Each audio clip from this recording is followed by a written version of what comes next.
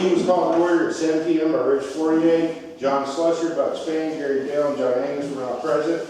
Secretary's report, Kim Horn read the minutes of the main meeting. There were no changes and the minutes were approved as read. Treasurer's report, Joyce Cowan read the financial report. The report was accepted as read. Copy will be attached to the minutes. Committees, activities, potluck on Saturday, building and grounds, no report. Illness and distress report made, cards to be sent.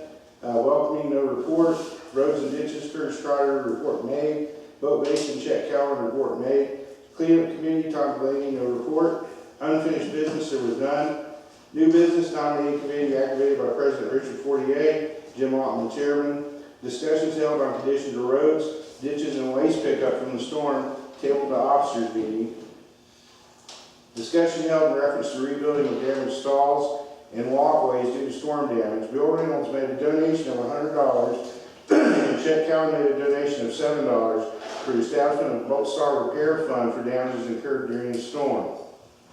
Discussion was held on the insurance claim. Discussion was held in reference to the financial report. Meeting was closed as prescribed in the bylaws. Are there any additions or corrections to the Secretary's report?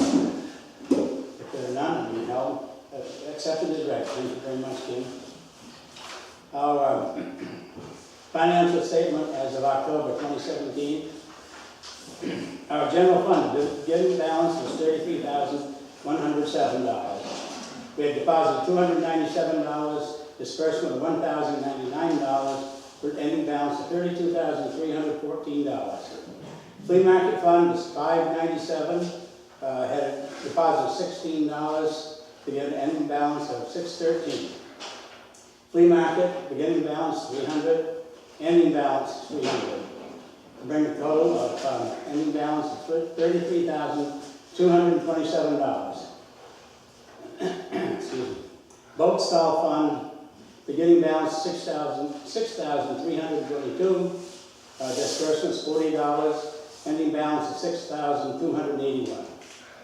General fund expenses: electric $40, gas $9, mowing $300, repair and maintenance $200, legal and accounting $500, federal taxes $40, for a total of $1,090. Electric for the boat stall was $40, and that's what it was, $40. Are there any questions about the financials? So there are no questions, be held Friday. Thank you very much. Committees, activities. Karen? Potluck Saturday. Potluck. Now, we do need someone to do the turkey, but we're providing money for that, correct? Right, we need volunteers. We need to have a nice big ham and a nice big turkey, and cooked, carved, and brought in, and the association will reimburse you for the money. Do we have any volunteers to do this?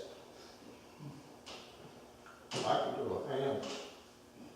Big one. You're talking about a whole ham? Yeah, you know, you're talking about like a butt or just a real ham. We're talking real ham.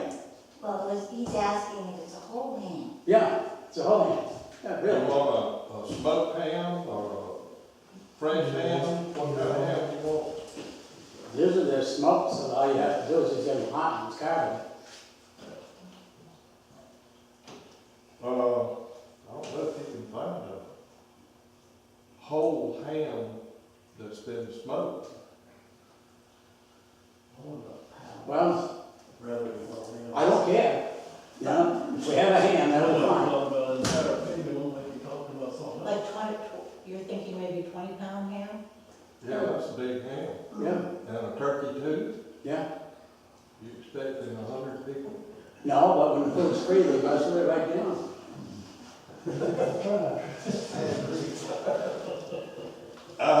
I would suggest just a big butt portion of ham. Okay, I can't. I just want somebody to get. I could do a ham. Okay. Then you're down to the ham. Take care of that. So you want me to get a ham, cook it, have it here, Yeah, carve it and bring it in and we'll reimburse you. carve it, what does that mean? Carve it. Suck it up. He's from Georgia. That's okay. We're not racist here. Spell Against him. No, we won't hold it against you. it. Yeah, I'll find a big butt ham. Okay, Thank you, Mike. You're welcome. appreciate it. Don't forget. How about Twakey? Bill's. I've never had a butt with turkey. Ribs some.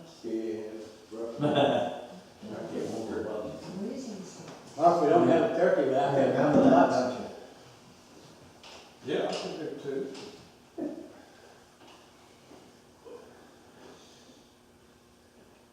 Well, I would volunteer to do the turkey, but Joyce is not here, and I don't want to volunteer for cooking. I don't blame you. Go ahead, volunteer. No. Well, I guess we'll just settle for All right, ham. I'll do the turkey. Okay, I might not be here for lunch, but I'll do the turkey. okay. Thanks, Earl. Send it Thank you very here much. anyway. Well, somebody does it. Send the turkey. Everybody likes to eat, nobody likes to cook. Retired. We make reservations. All right, that's settled. Building and grounds, John's not here. Anybody got anything to say about buildings and grounds? Yeah, what was decided at your boat meeting about all this work down here? Oh, okay, I was not in on That boat meeting was not a Lake Crescent Estates meeting, it was a meeting of boat owners. Okay, And we didn't- forget it, forget it. We didn't discuss the repairs. Can I do an update, if no one minds? Right now, for repairs, we're waiting on a written estimate from Tom Delaney, and then another one from a gentleman in Willaca for repairs on the pontoon stalls. And that would also include the repairs on the building over here and the little problem we got with the shop up there. As far as what the insurance company will cover on that, still don't know. But I need a written estimate to turn into that. As soon as we get those, it'll be turned in the insurance company. And then we'll have an idea of how much it's gonna cost. And, the question was raised about volunteers. And, the answer was normal.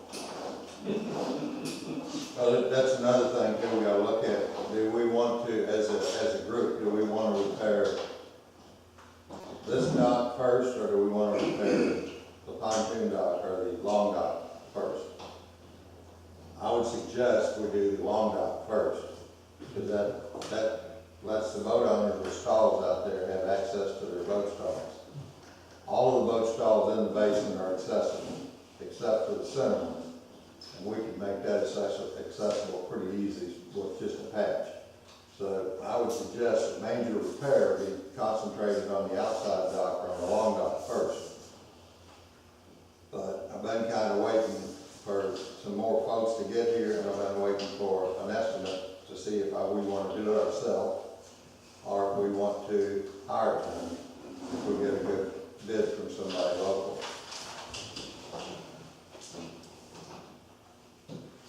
How's that, Jim? That kind of answer your question, Bill? Yeah, well, I understand, it's just up to the boat people. Yeah. No, the docks are not, that's been a misunderstanding for years. The docks are not boat stall owners, don't own the docks, they don't control the docks. The center dock and the long dock both are association docks, they're common grounds docks. And the boat stall people have always contributed to the repair. They've always contributed manpower and labor to the repair, because it benefits them being able to get out to their boat.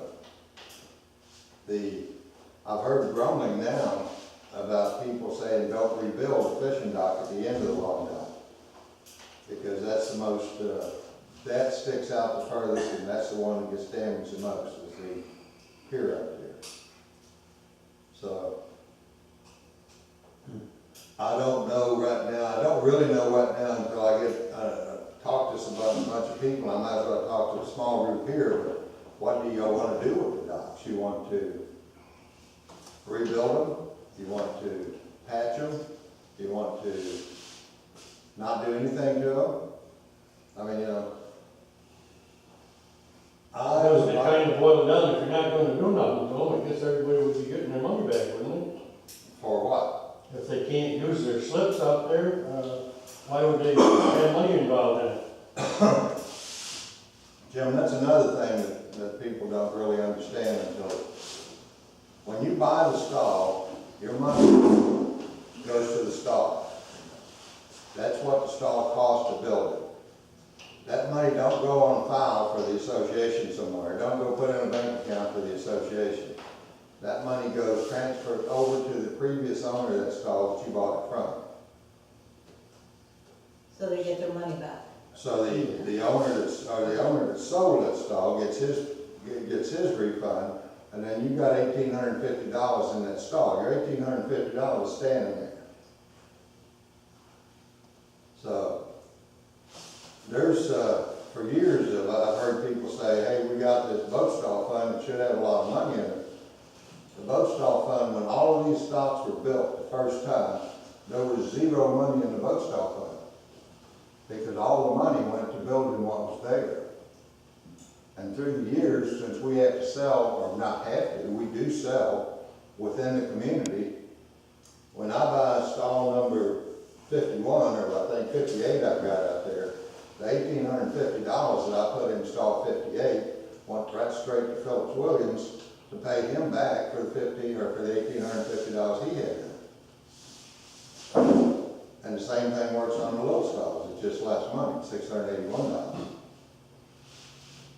So the only way we've ever built a excess in the boat stall where we can pay people out before their stall resells is about, I guess, 10, 12 years ago. The president at that time was afraid because some woman told him she would shoot him if he didn't give her money back for her boat stall. There was no money in the stalls. So I bought 3 stalls, and John Williams bought 1 that was empty, that wasn't usable. I bought 29, 30, and 28, I think, and then John bought a usable stall.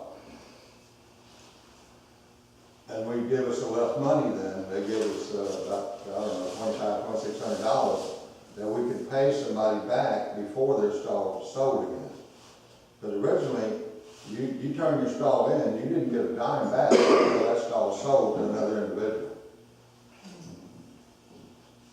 So in the last 15 years or so, people kind of got spoiled by the fact they turned their stall in, within a week or so, they get their money back.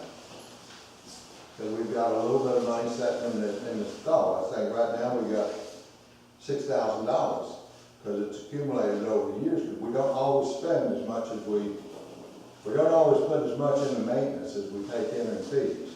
So we've got a little bit of cushion, but we don't have a lot. How many stalls was $6,000 by that?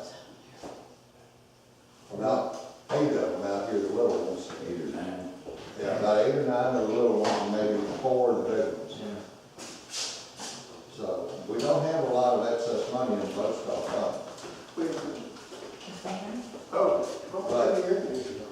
I just said no. It's my intention that we do rebuild the long dock because everybody needs access to the stalls.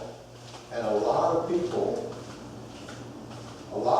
in here go out there and walk out there and sit and watch the sun, or watch the sun come up in the morning and do bass fishing or what have you, and they enjoy it. The center dock's the same way. A lot of people go down here and bring fish or fish for other things and they enjoy it. So I think we rebuild them, but it's just a matter of how we rebuild them and how we get the people. Do we pay for it to get done? Or do we do it with volunteer labor like we've been doing? How many volunteers do you think are capable? And how many people in here do you feel are capable of doing it? Well, I know, right now, I know sitting in this room here, there's 3 that can work on those docks. We've worked on them many times before. And There's one coming here next month, and a couple more coming that are all, they all know what to do, because they've helped before with them. And we're not all so old that we can't do anything, although I have to admit, I'm slowing down. But I really, since I'm not running for office again, I really didn't want to supervise the rebuilding of the stalls. I'll work with anybody on it. But I'm really not going to, don't want to start supervising. If I start supervising this, then I'll finish the whole job. And then that'll, I might as well run for office again, and I don't want to do that. So, yeah. I guess the key point we need to look at too is the finances, and when we get into new business, we'll discuss what's already been spent and approved, and go from there, because we will have money without the insurance to go ahead and start the repairs, okay? I really don't feel, because knowing how the insurance companies are, they're not going to cover hardly anything on that dock, because they're going to say it was all water damage, not wind damage. But we've got a good start on it. All things considered, and what help that we've had, I personally feel that progress has been made, especially every time I'm down in the water and I see somebody walk by and not say nothing, you know.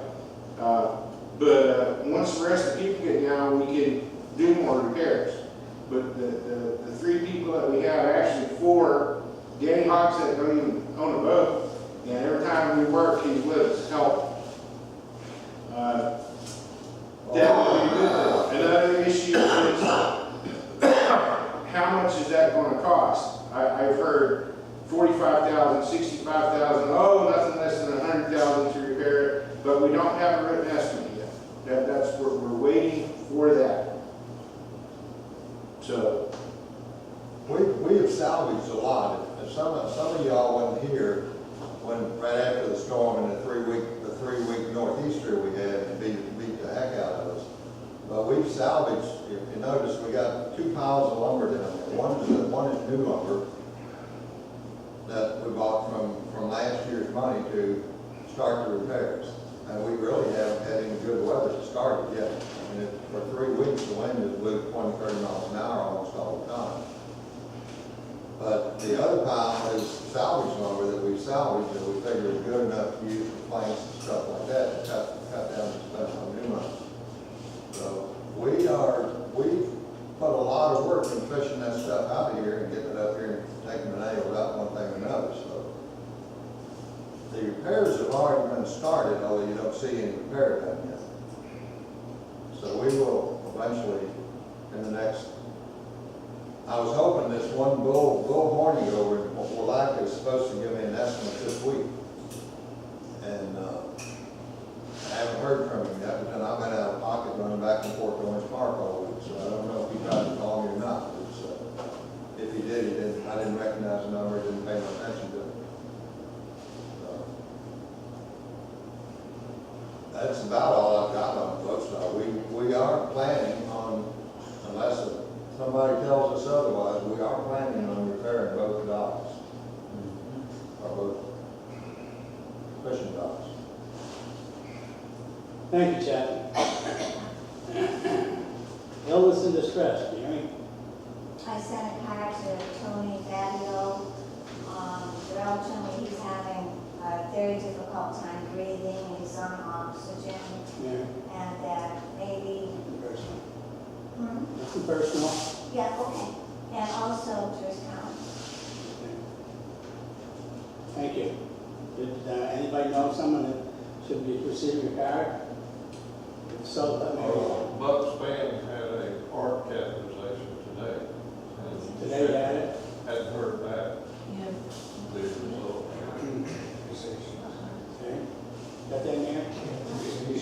just as a further note, Tony lives over on Crescent Lane, and he's the guy you'll see sitting out in the yard with the oxygen tank on it.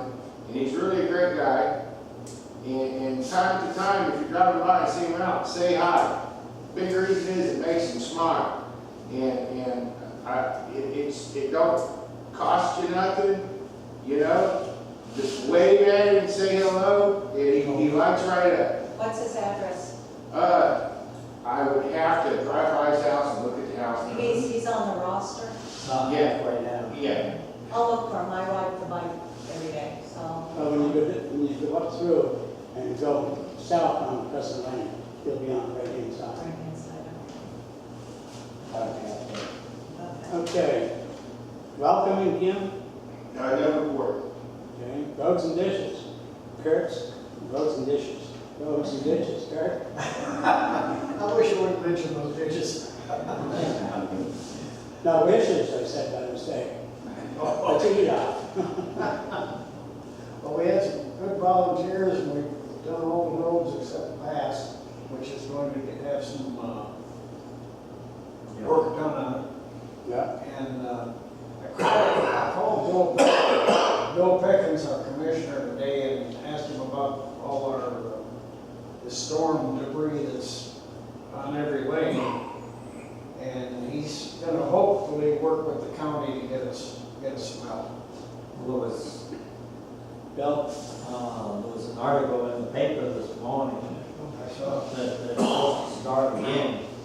Now, I heard a report that said, talking to one of the FEMA guys, one of the contractors, and they were told by an officer not to come in on our roads because they're private roads. Well, my question is this: if they're private roads, why are we paying so much in taxes? Ain't we citizens too? Yeah, that's right. You know, the FEMA helped all forward, so picked up all the brush, but they didn't pick ours up. In that regard, Bill Pickens specifically said FEMA will not come on private roads because of insurance now. How a federal outfit is affected by insurance, I have no idea, but that's what he maintains. But really, Currently, the county insurance is not effective on private roads. do we really care what FEMA does or what, just as long as it gets done?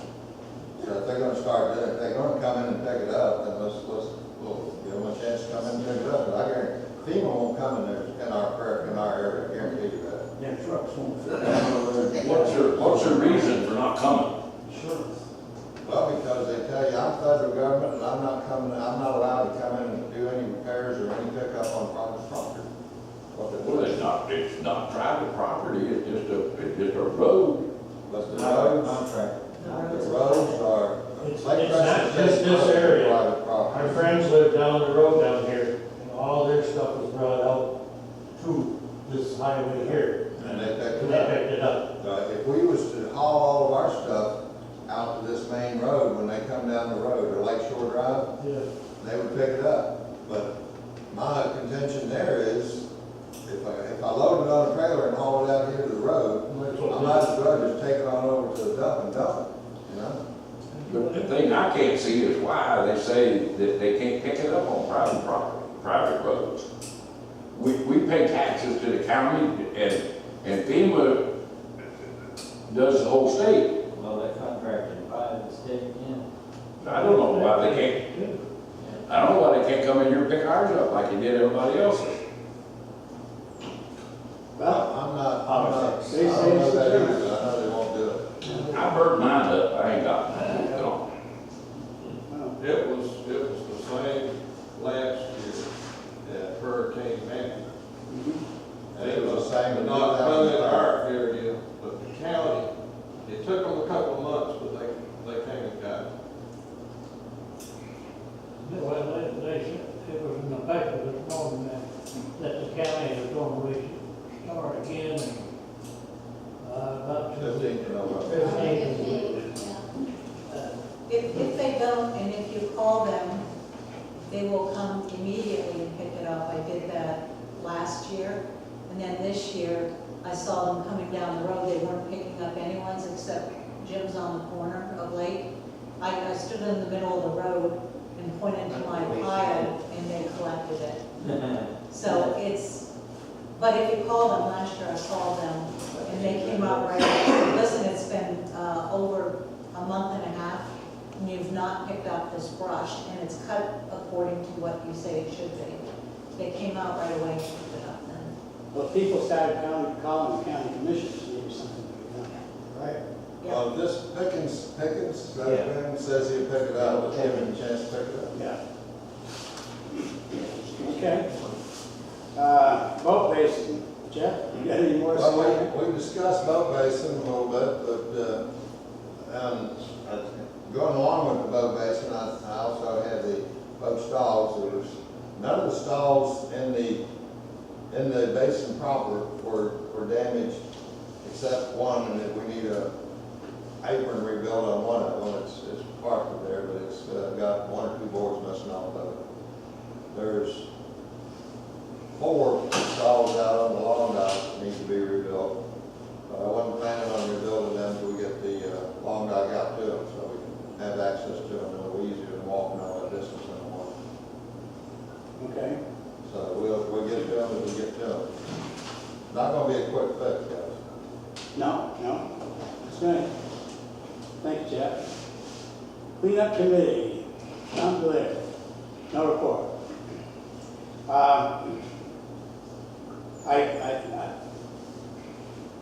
put this committee together, so I thought, we could do a lot with it. As of tonight, that committee is dissolved. I've had reports of too much baloney going on. We can't threaten to charge people wanting their property and mow their lawn. We have no right to want anybody's private property. Anything such as that has to go through county, through the code. So we'll return to this at another time and talk with Tom and see what we can come up with. But this having people just running around and hanging things on doors and saying, you gotta do this, you got 30 days, or we're gonna come in, we're gonna fine you. We don't have any way of finding anybody. We don't belong in anybody's private property. If you come onto my private property and I tell you to leave and you don't, I will have you arrested for trespassing. And that's it. That's something that every one of you have that right to do. So, as of now, there is no cleanup committee. Sure. Okay, unfinished business. You got anything on that?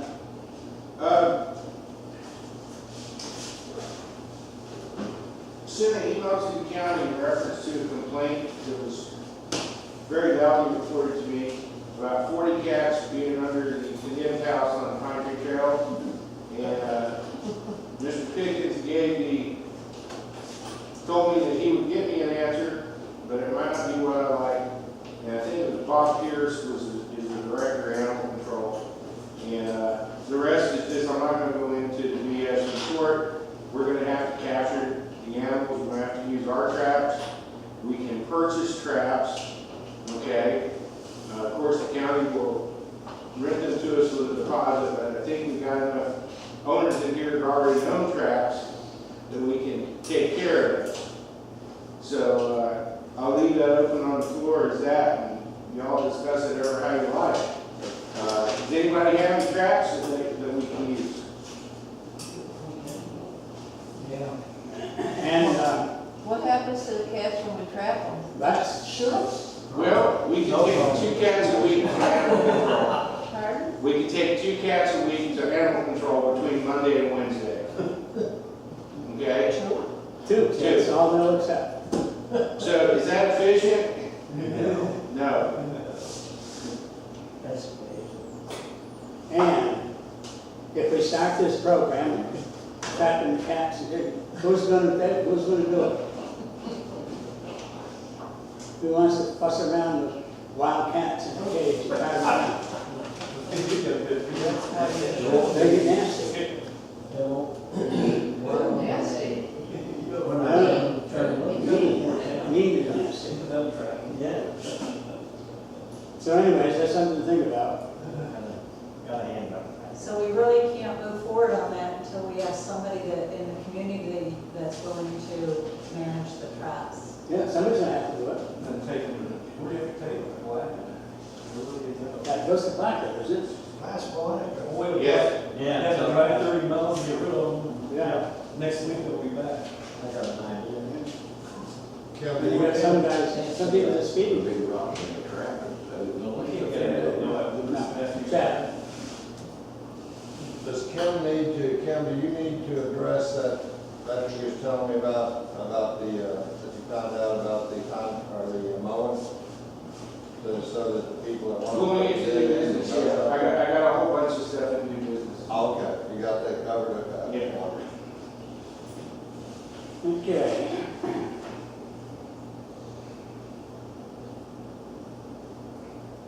About any more unfinished business, I see that. Then let's go to new business.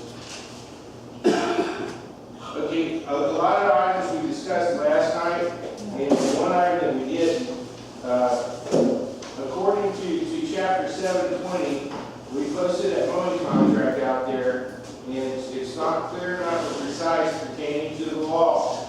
Okay, if we do not have volunteers mowing the grass here, we should have a licensed and insured person, company, whatever, mowing the grass. I know that's not how we've done business, but I'm basically keeping that open, okay? And just for thoughts to think about, and any suggestions that can come back up, I just wanted to make sure that that was put out. Another get me is, our corporate status is not-for-profit, but we are not a 501c3. We are not a not-for-profit charitable organization. We don't donate to charity. We try to raise money for ourselves. That's why we pay the tax that we do. The 50/50 account, in all recording purposes, is not going to be mentioned in the minutes anymore, okay? And we're going to call it member donations. And I'll just say that any donation from any member is gladly accepted. Mr. Reynolds does a fine job of selling those tickets, and it's called for. Everyone sees that, and we will receive that off into what comes back into the organization will come back in as member donation. So that'll be something that's going to change on the finance report, because regardless of how you look at it, that's technically could be called gambling.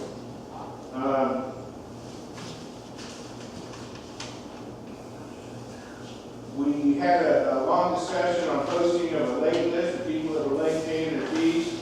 Motion to not post the list was made by me, myself, Kim Warren, seconded by Curtis Trotter. Motion carried unanimously. It's tabled to the next officers meeting due to it will need a bylaw change for that to take effect. We held a very long discussion on towing of unregistered vehicles. Bylaws changes will need to be made, proper signage will need to be erected. Wanted to bring it up to the members that would show up tonight. Thank you to those few that came. But I always thought that when a car didn't have a tag on it, that was against the law. If it was in your yard, if it wasn't parked in your garage and up on blocks. That's how I know it was in Orange County, Florida. But in Putnam County, Florida, it's not against the law to have a car without a tag on it, if it is operable. Okay? Out of all the cars without tags, we still had some that were inoperable, and affidavits were turned into the county, along with every yard that had grass up past your knees and other infractions. If we went ahead and pursued this, we would have to put signs up at every entranceway into the neighborhood, a tow-away zone. We would have to pick a company and have their name put on the custom sign with a phone number for the owners to call for unauthorized parking, tow-away zone. This would also require a bylaw change stating that no one can have a car without a tag on it. Okay? To me, that sounds fun. But let's take a step and play musical chairs and get on the other side of the table. If you come on my property and that car is personal property, it has a valid Florida title, and take it, do you think that anyone would get mad enough to sue our organization? I mean, that's just my thoughts. I mean, we discussed it for a long time at the officers meeting, and I just wanted to make that aware to the membership. Take it, let it sink in. Next meeting, talk to people as you're out, and we'll see what the membership wants to do. If it takes it, I'll put it out on the invoices when I send them, okay? Because that would, I would love to have it put out to the entire membership if we're going to act on it. You know, if we think it's feasible. Yeah, that's all I gotta say. Makes sense. So to clarify, Kim, those that are inoperable, the county can take care of that? Yeah, Okay, if they don't have a tag and they're operable, that's what you're talking about? Yes. Okay. I think, A solution to that would be if you required a vehicle sticker for the windshield for any vehicle that resides on the private property.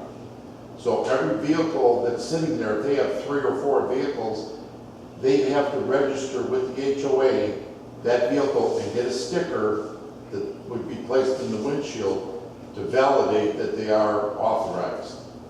And you could charge $25 for that vehicle being there. And they're not going to keep vehicles that are junk and pay $25 a year, so they're going to get rid of those. They're only going to pay the $25 for the vehicle, for their own personal vehicle that they're using.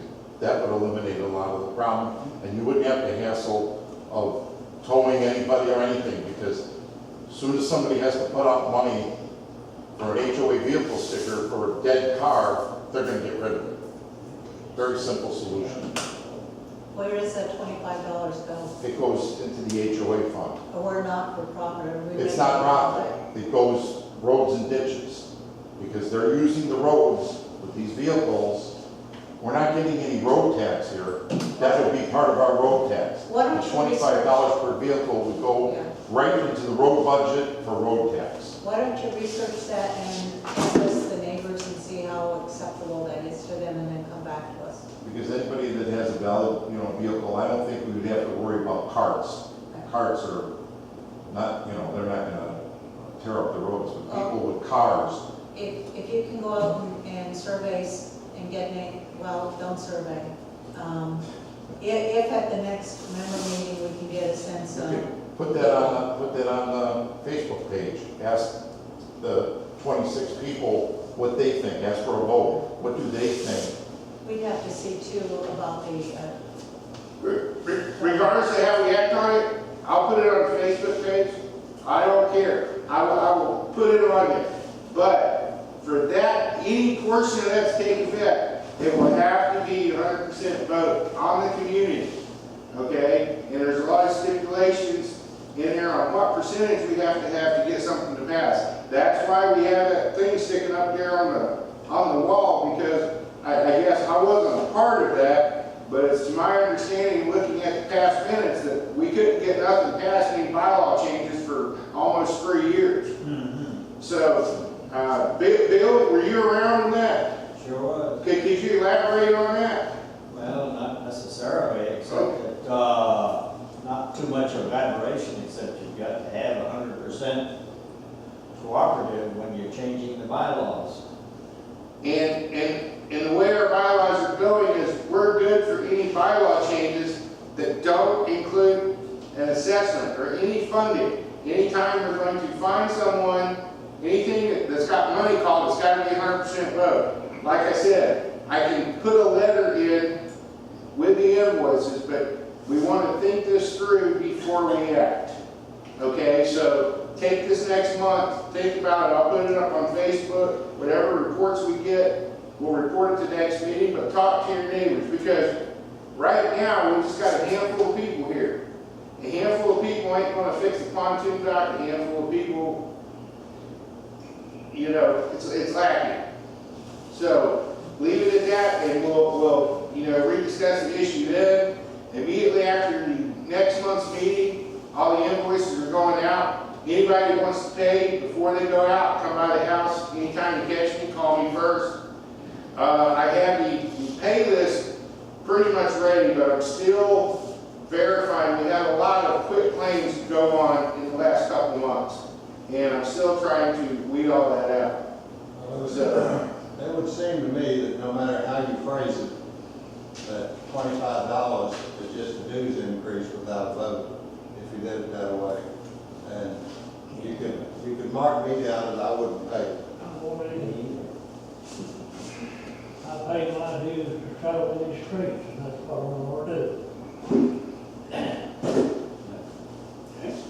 But you brought up another item, Kim, if you're ready to talk about it, the mowing, yeah, about the mowing, having. I talked about it already. Yeah, you mentioned it, but you said it would come up with an idea. Why couldn't we do, because the two people that draw money from the association, they don't draw a salary or they don't draw a stipend, they draw a reimbursable expense account. Okay. Why couldn't we do the mowing the same way, and then they wouldn't be an employee of the association? Then it would have to be a member. Huh? Then I mean, it would have to be a member. But a mowing contract now, it don't have to be a member, but it always has to. Well, yeah, but we still want to remember chapter 720. Okay? And I hate saying it, I hate repeating it, y'all gonna hate me before it's over with, but that's the law. But Okay. 720 don't preclude us from having a. Contracts. It's not a contract, it's a reimbursable expense. Okay? We can do that, but I would not want that to be a reimbursable expense to someone not in the organization. I'm just saying, what good sense would that make? You know, that would be one that I would say, hey, why are y'all doing this? This don't seem legal to me. I remember I was the one passing out the bylaws after the change of parade getting cussed out 2 years ago. Okay, and I heard it all. Okay, no bullshit in between. If that's how we want to do it, No, I'm we just, can what I'm do saying, that. I'm having, I don't know if we ever put a contract out for a mowing contract like Crescent Estates, that we got somebody outside the membership mowing grass. I mean, I don't know if we would even want to. We got one now. We did. Yeah, the guy in the green truck. He's not a member of the association. He owns no property in here. He's not on any paperwork anywhere. What's his name? What did it? Yeah. Huh? The son of the owner of the property across from Karen's house. Reynolds. Yeah, but I can't. Brian? Brian Yeah. Reynolds. He's not on our roster. He's not a member of the organization. So, I mean, ever how y'all want to do it, I'm just putting it out there. Okay. Whatever decision made He is one made. lives in here, but he's not a member. Exactly. He rents from his dad or lives in his dad's house. He lives in his grandpa's house. And his grandfather. Yeah. Okay. And the affidavit was turned in on that property, so everyone knows. I gave him till the end of the month. I actually gave him a couple of days later. I mean, it still don't look like they've done anything aside from spray the weeds and move the trash around. And it's one of those disgusting spots. So, Okay. Thank you for doing that. Must have been on the camera. I withdraw that reimbursable expense unless we put a stipulation that it had to be a member to get the contract. Or not to get the contract, but most grass. well, we can table this to the officers meeting, make a decision. I'll post another sign. Okay. That sounds good. And we'll see what goes from there. Yeah, we're gonna have to do some talking. Discussion was also held at the officers meeting, including Bookstall and Dr. Care, the topic of this meeting mainly so far. Motion was made to approve $3,320 for material purchase. Motion was made by Karen Grove, seconded by me. The motion carried unanimously. That's to get the rest of the pylons, telephone poles, whatever you want to call them, and the rest of the wood materials, and the drill or pump. Are we calling it a drill or pump? It's a pump. Okay, to push the water out to put the poles down there. And we discussed the food purchase to pop up already, so that's all I got. Okay. Does anybody else have anything on the new business? grass cutting,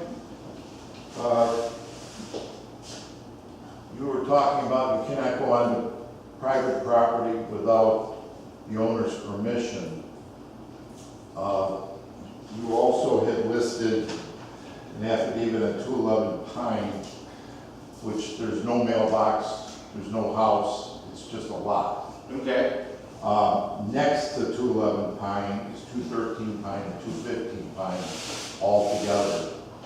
And the 213 Pine and 215 Pine look just as bad as 211 Pine. You are exactly right, Mr. Mickelson. And I spoke to both of those owners last week. One is Terry Hall and the other guy is his best friend. They are coming down within the next 7 to 10 days, and they're going to take care of the property because they were under the impression that someone else was taking care of their grass for them. Okay? And I ain't going to mention names and totally embarrass anyone in here, but it really ticked me off to hear that on the phone.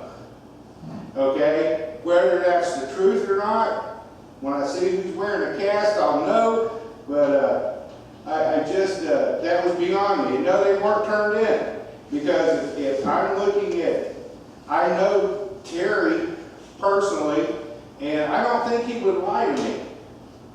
That doesn't mean that he wouldn't, but no, they weren't turned in. They're going to have that option until they get here to clean up. Okay. Okay? I was just wondering because I had looked for 211, I couldn't find it. And It's the lot by the, just on the edge of his friend. It looks like a dead zone. It looks like it's part of that house, but it isn't. So that answers that question. and they also have said they're trying to work with the owners of the condemned house to buy that before the county totally takes it, and to purchase the empty lot, which is kind of like straight across from it. And I hope to God that goes through for them. I really do. The gentleman that owns the house in between, the Griffey's property and.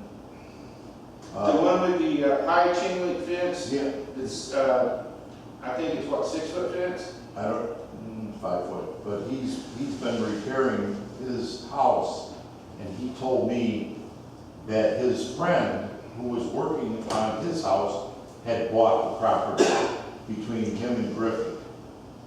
It's got a little building on it, like a little shed or something back there. And he cleaned it all up, the whole. That's to the left of the house. It's north of it's the second lot north of the house that's condemned. He told me that his friend bought that, and he was there too. And he says that's why he cleaned it up. He completely cleared the entire lot. It hadn't been cleared ever before. And he said he was coming back to do the ditches behind, but first he was going to spray them because he said it's so thick back there. He was going to spray the ditches and do those too because he fixed up the house next to the cat house. That's one minute for you. Yeah, the cat house, yeah, because there's just cats they're running back and forth, across the road. Well, they need to exercise. Yeah. Also, getting back to the cats, Cheryl told me it's $50 a deposit, $10 for dog cages a week, and $5 for cat cages a week. And they just deducted from the $50. So after 5 weeks of a dog cage, you now owe them more money. So that's how they're doing it in the county. But they said, she told me, it's 2 cats per household that you can turn in. But if they're full, they can't take them. And then her suggestion was, well, walk them out to the edge of the dock. Basically, they can't handle more than so many at their Excuse me, don't repeat that again? Yeah. All right. Well, All right. basically, all they do is spay and neuter and give them shots, and then Give them back to the, and no, they just dump them on the property because they're feral. She says they keep down the rat populations, so they don't do anything with them. I'm going to call Bob Pierce back tomorrow and verify that that's what they do is drop the cats back off on the properties. Well, I don't know if they bring it Because he's her boss, and he's gonna be glad to hear that. Yeah, that's what she said. They spay and neuter, give them shots, and then they drop them off. She didn't say where, but because they're good at keeping down the rodent population. So you end up with a spay or neutered cat running around, but you still have the cats. Yeah, I got one more thing to go over before we go to nominations. This guy, everybody calls him Whistle Bottoms. What's his name? Guy Wayne. Guy Weeds. Yeah, we- Yeah. I had a report. The two of our ladies in this association were walking down the road, and he jumped all over them and gave them a whole ration of crap because they were walking on his road. It's only half of this, they should go on the other side. Then they're on my half the road. I don't care. Everybody has the right to walk on any of these roads, and if he's unhappy about it, he can move. But we don't need somebody like that. I understand he's a real nut fruit anyways, but that's what. Yes, as long as you brought up Guy Weems, he asked me to bring up the fact that, it was brought up at yesterday's meeting that Chet was saying people were speeding down your road. Now, apparently those people were local, but there's also people speeding down Pine Tree, and Guy, it doesn't start work until later, so he's up early. And he said between 5:30 and 6 a.m. in the morning, there's about 6 cars that cut through. They're coming from Paradise and heading straight through to Crescent Lake Shore Drive. And he stands out there and watches them, and he knows they don't live here. They're just cutting through. And he wants to know why a gate cannot be put up at the end of Basin to We eliminate can't put gates up on these roads. just one And number road, one, Basin. and another thing, he has actually stopped the members driving down the road and wondered who they were, what they were doing on his road. He has no authority to do that. He better not stop me, because I scare real easy. I'll say. He So told, anyways, he told Jane that she should not be walking her dog on his road as well, and was really nasty to her. So it's just something, he's a problem that has to be managed when he's attacking other members that have a right to walk up and down the road. He may have people speeding by his house, but who in the world, who's going to believe him? I wouldn't believe him. I can vouch for this. Each morning from 5:35 until 6 o'clock, I'm standing at the corner of Paradise Shores and Crescent Lane because we're waiting on the bus. There's only 3 to 4 cars that go by me, and 2 of them come down from which possibly could be Pine Trail. Trout, one comes off of, and 1 or 2 off of Crescent Lane. And that's every day. I'm there every day except Saturday and Sunday. So all that must be happening on Saturday and Sunday. All right. Now you talk about putting a gate up. Are you going to put an automatic gate up so everybody lives on it in the association? You hit a button and open the gate? No, we're just talking about a chain for Basin, because the only people that use Basin are people that are taking their boats from their yard over to the boat dock. So all they have to do is get out, drop the chain, bring their boat over, put the chain back. You can't get people to put the chain back down here. Why do you want to have another chain that people are driving off and not bothering to do anything with? That's true. And it's just making something more for people to complain about. So, personally, I'd be 100% against it. Now, if there's anything more, But it will be addressed at the next officers meeting, and the decision from that will be addressed at the next membership meeting. okay, one more. One more? Yeah, I'm going to have nominations, I'm going home. I think because of all the issues and that we have and we don't get enough attendance, the meeting should be switched to twice a month. The one that we normally have, and then 2 weeks following a second meeting, because apparently nothing can get done in a month. If stuff is pushed off from this meeting to the following month on a Monday, it doesn't work. It should just be one combined meeting, members meeting, and then 2 weeks later, another officers member meeting, and then the next month, the same thing. That way things can roll on, and it doesn't have to be what they said yesterday, what's done today. It's 2 meetings a month. When you're changing the bylaws, changing the reenact the meeting dates, We'll be sure and bring this up at the next board meeting. which is the next month. We'll bring it up at the next meeting. I can tell you that, if everybody here starts talking to people saying, hey, come to the meetings, and they don't come to the meetings, a second meeting's not gonna do anything. Yeah. But you have 2 meetings a month, but they're back to back. Because we have an officers meeting. It should be all one meeting, and then that way things can be discussed. It doesn't always He work the way you want said, it he said to. these meetings don't work. This has been here since '72, and it's worked up till now.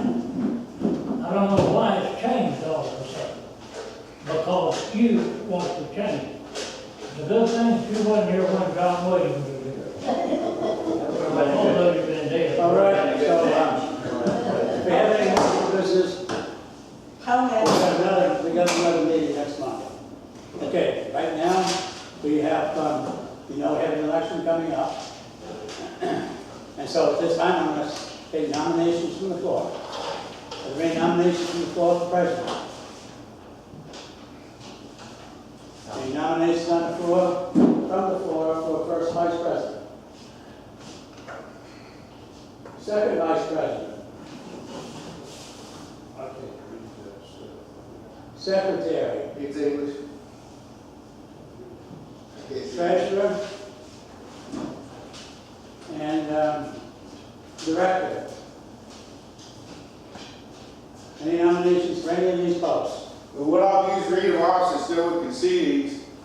For president, we have Richard Fortier, first vice president Karen Grove, second vice president Jim Lawton, secretary Kim Horn, treasurer Joyce Cowan, and we have a director position right now open with Gary Dale.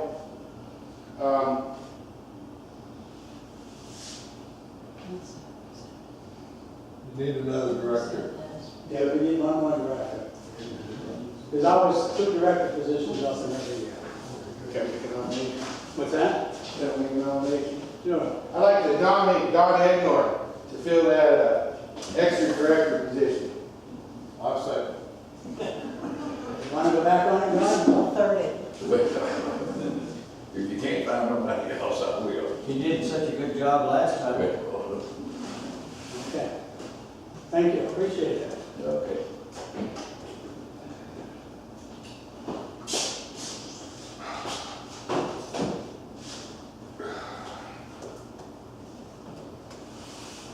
Besides that, you're living right in the center of all the action up there.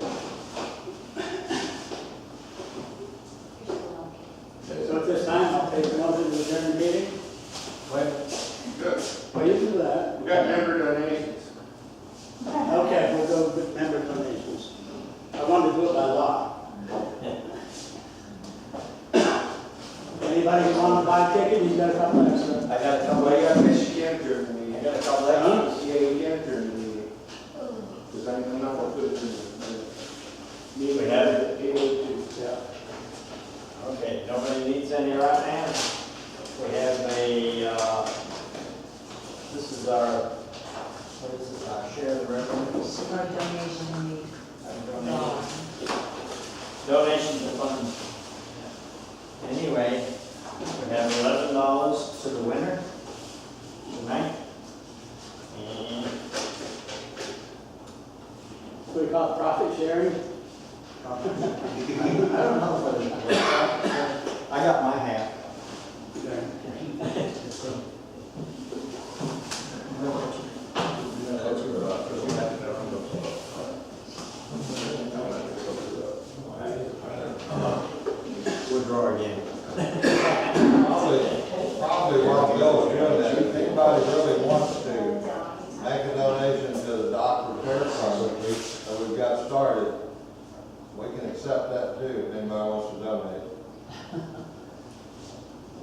Anybody that says, well, that dock don't mean nothing to me, I don't have a boat. Wait till you sell your house and you say, dock privileges are available, launch privileges are available. Then you'll find out that the If it dock. wasn't for that dock, you couldn't even sell the house. That's right. The last 4 digits of our winning number for a magnificent sum of $11.7600. Oh, Sorry. I had 16. You? Yes, you gotta be the winner.